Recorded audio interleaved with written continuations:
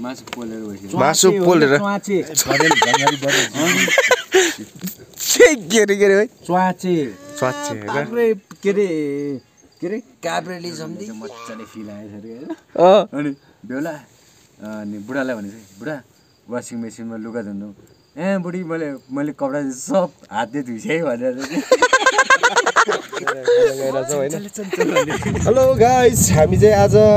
के अरे बार्बिक्यू गर्न गइरहेको छौँ है हाम्रो ग्याङहरू काका छ केटाहरू आउँदैछ खोज्दै जाँदैछ होइन एउटा यो माथि छ क्यारे हामी चाहिँ यहाँबाट घरबाट हिँडेको सबै बोकेर आज चाहिँ पार्टी छ है केटा हो पार्टी गाइस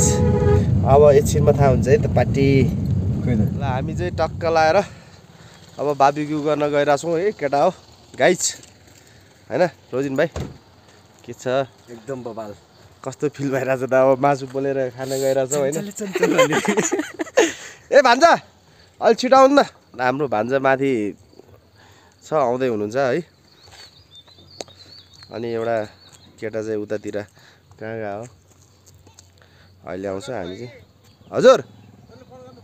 फोन गरी आउँदैछ अरे त्यो आउँछ अरे भान्जा हामी रेडी गर्दै गरौँ न उता गएर जान्छ तपाईँ र मैले ठेलाउँला नि अघि जान्छ भने हैन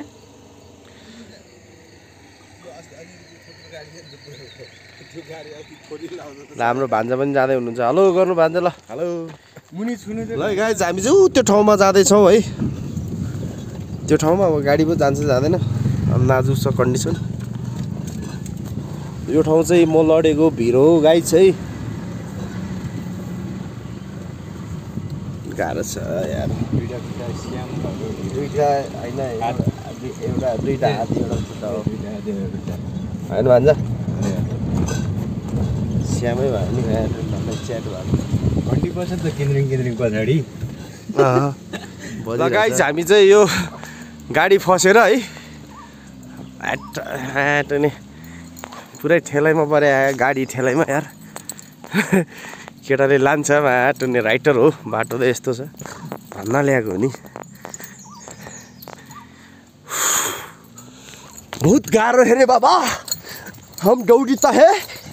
ल फाइनली गाइज हामी चाहिँ यो ठाउँमा आइपुग्यो है यो लोकेसनमा चेन गरेर आइपुग्यो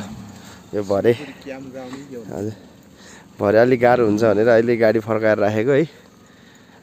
हामी चाहिँ ट्याक्क लगाएर उतापट्टि छेउमा बसेर टक्क पोलेर खान्छौँ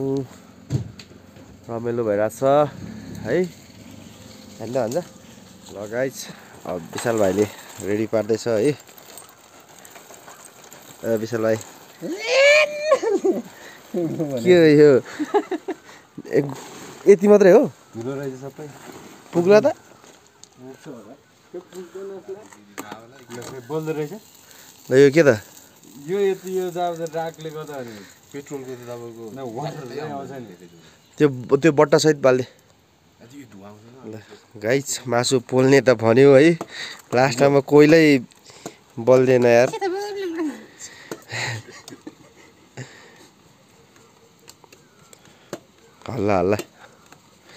हल्लाउनु पर्छ केटा हो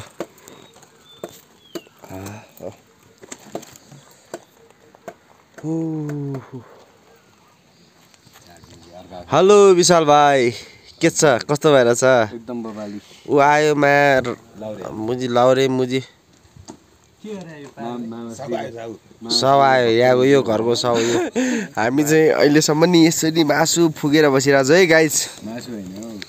मासु पोलेर मासु पोलेर के रे भाइ च्वाचे होइन जङ्गली बदेल के यस्तो गरौँ भान्जा हल्लै छ यार दिनभरि यार दिनजोबाट सरी ल भान्जा हल्दै रहेछ तिनजना छौँ हावालामा रोजिन भाइ हाम्रो भान्जा है हामी क्याम्प फायर गरेर बसिरहेछौँ हाम्रो घर चाहिँ यता यो बत्ती बलेको ठाउँतिर हो है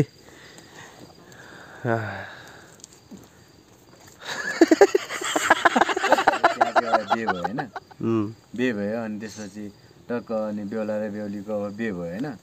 बे भयो टक्क घर आयो अनि त्यस्तै के अनि शिवरातको दिन भनौँ नि त होइन त्यसमा लजाउनु पर्ने कुरै भएन नि त होइन अनि शिवरातको दिन अनि त्यसपछि बेहुलाले भन्छ अनि अलिकति रोमान्स ढल्ने बेहुला गएछ नै यस्तो नगर न घरबाट फ्यामिली सुन्छ भनेछ होइन एउटा जोस एउटा एट्याच फ्यामिली थियो कि होइन अनि बेहुलीले भनेछ कि एउटा साङ्गीतिक हिसाबले अनि बुढा तिमीलाई फिल आयो भने वासिङ मेसिनमा कपडा धुन जाउँ भनेर वासिङ मेसिनमा कपडा धुन जाउँ है भन भनेछ कि बेहुलीले चाहिँ होइन अनि ल ठिक छ भनेछ अनि बेहुलालाई जब फिल आयो बुढी वासिङ मेसिनमा कपडा धुन जाउँ मलाई चिया बनाउनु छ भनेछ फेरि अर्कोपल्ट होइन वासिङ मेसिनमा कपडा धुन जाउँ भनेछ बुढा मलाई खाना बनाउनु छ भनेछ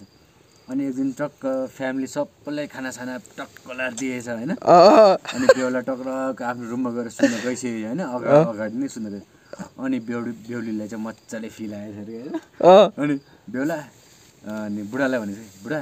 वासिङ मेसिनमा लुगा धुनु बुढी मैले कपडा सब हातले धुइसकेँ है भनेर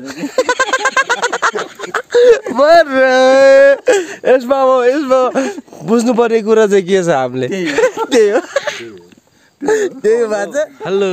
सरी ल हेलो हेलो भाइहरू के छ हाम्रो फाइनल है यो चाहिँ सरी ल हाम्रो आजको चाहिँ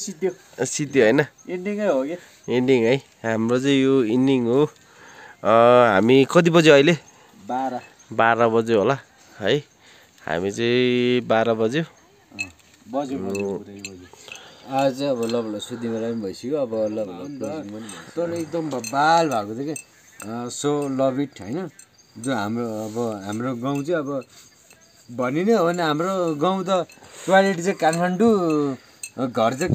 के अरे टोयलेट चाहिँ काठमाडौँ घर चाहिँ हाम्रो नुवाकोट त्यो भिटेनको गीत छ नि हग्न आउँछु काठमाडौँ भने जस्तो हामीले हग्न चाहिँ काठमाडौँ जान्छौँ सुत्दा चाहिँ हामी नुवाकोट जान्छौँ एकदम होइन हग्न आउँछु काठमाडौँ भनेर चाहिँ हाम्रो टोयलेट चाहिँ काठमाडौँ हो घर चाहिँ हाम्रो नुवाकोट हो ल